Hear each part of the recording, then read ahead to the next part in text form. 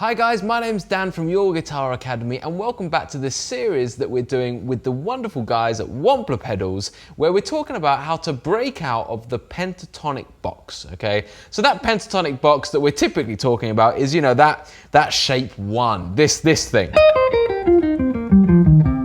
Okay, all over the neck. You can put it in any key you like, in major, in minor, you can do everything you want with it. And for a long, long time, this is a great box and something that will serve you very well. And in fact, everything that we look at over this series of lessons can be applied to all 5 pentatonic boxes, but we're just going to be using the first one as the kind of quintessential example of what we're trying to do.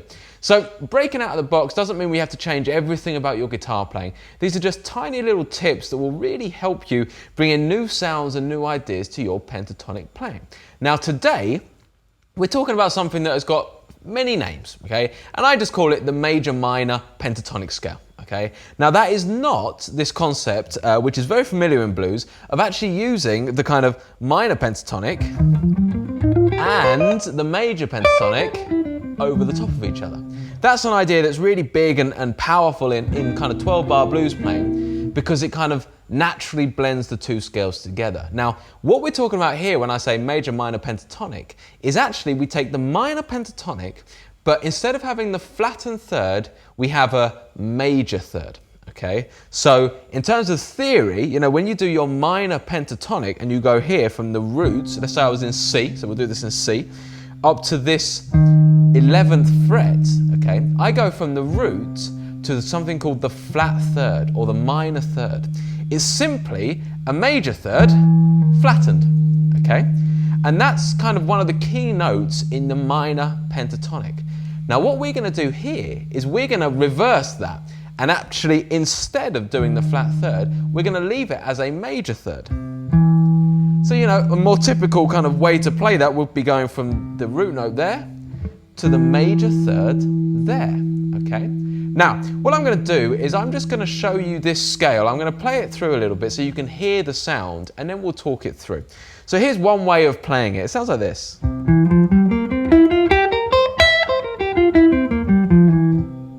Okay, or another way of playing it.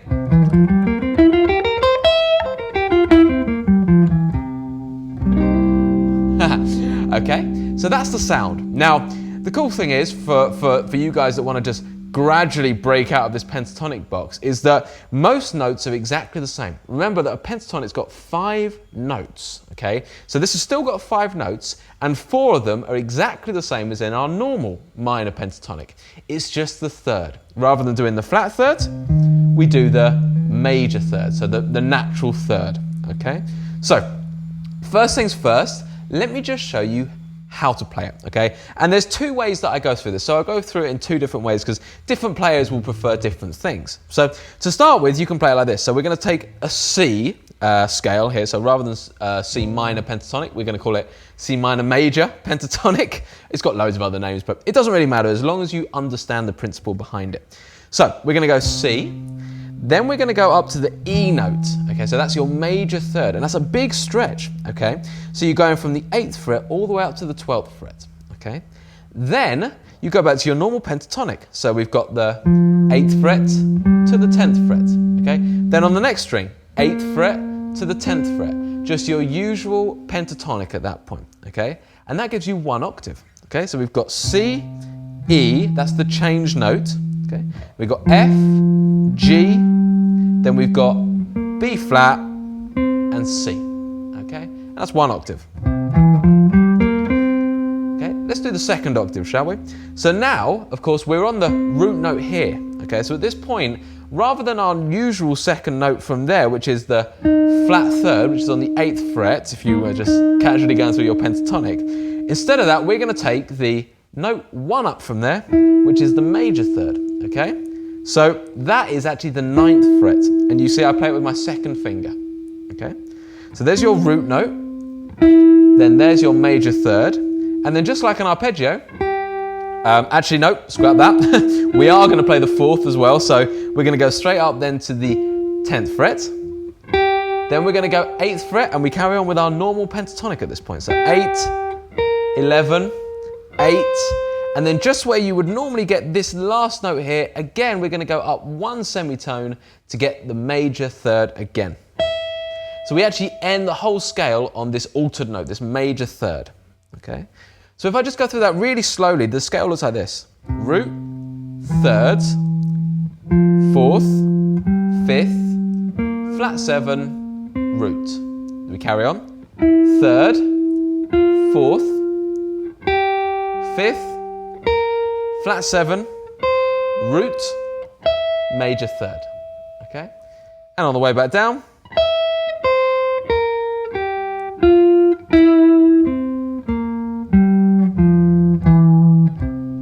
Okay? So that's one way to play through this shape. It's just a little awkward right at the top because you've got that wide stretch. If you don't like that stretch, the other way you'll see me play it is by starting on my second finger instead and going to the major third there.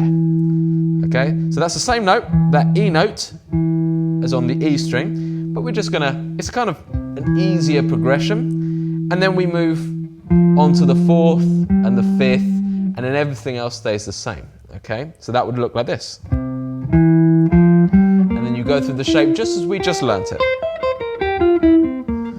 So here, instead of coming back here, I'm going to go just back one semitone and finish on my second finger. Okay.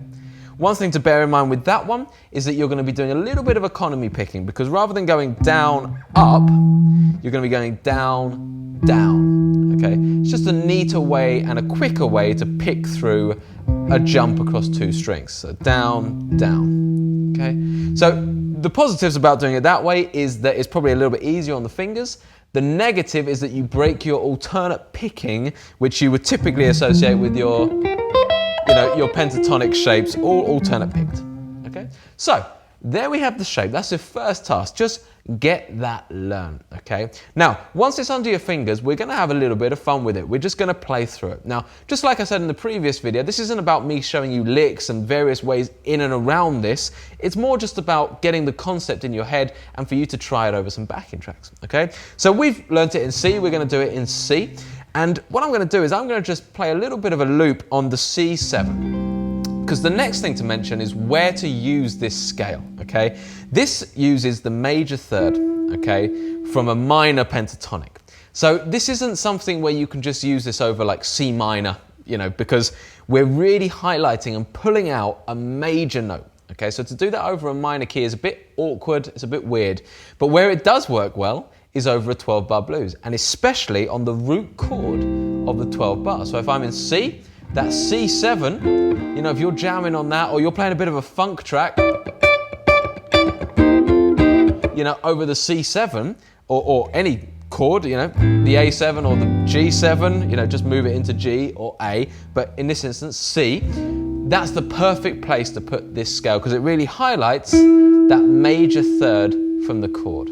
Okay. The good news is, if you're not too worried about the theory, then you can use it over the whole 12-bar sequence and just about get away with it as well. But that's for you to experiment with. So what I'm going to do is I'm going to lay down a quick loop. So I'm going to come to the looping station and turn it to blue, which means we're all good to loop. And I'm just going to play a little quick thing that sounds a little something like this. So 1, 2, 3, 4.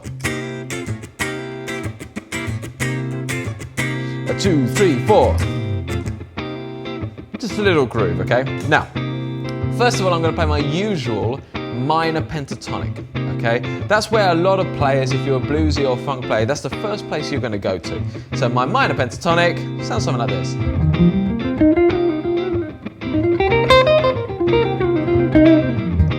Okay? And that's nice. We're used to that sound, but this is all about getting out of that sound. So here is the new major minor pentatonic, okay? And I'm going to play it using the first way that I learned to start with. So I'm just going to run through the scale first. How about that straight away? I'm just going to go up and down the scale for a bit just to get it familiar.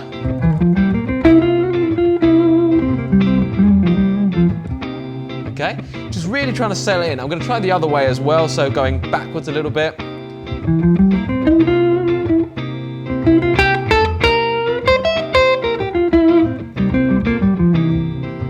Okay, now once you kind of got familiar with it and it's a bit more under your fingers, you can start having a bit of fun with this. So you can go back to your minor pentatonic, your usual licks, and then intertwine it with this major third and this new scale, okay? So I'm gonna go back and forth between the two. So I'm gonna kick off in minor, and then do a bit of major.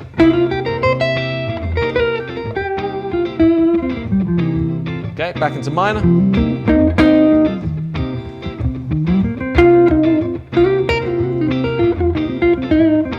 And then into that major one.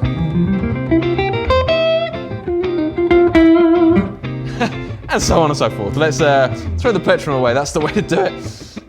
So that's pretty much how you would use it. And as you can see, it works really nicely over that one chord. You'll also find that if you just put on a 12-bar blues in that key, you can go straight ahead and use that pretty much over the whole 12-bar. It still works really well. And of course, when it comes to changing keys, it's exactly the same as the pentatonic. If you want to move it into the key of A, you just simply move the shape to start from the A root note. So I really hope that helps, guys, and I'll see you next time for more lessons.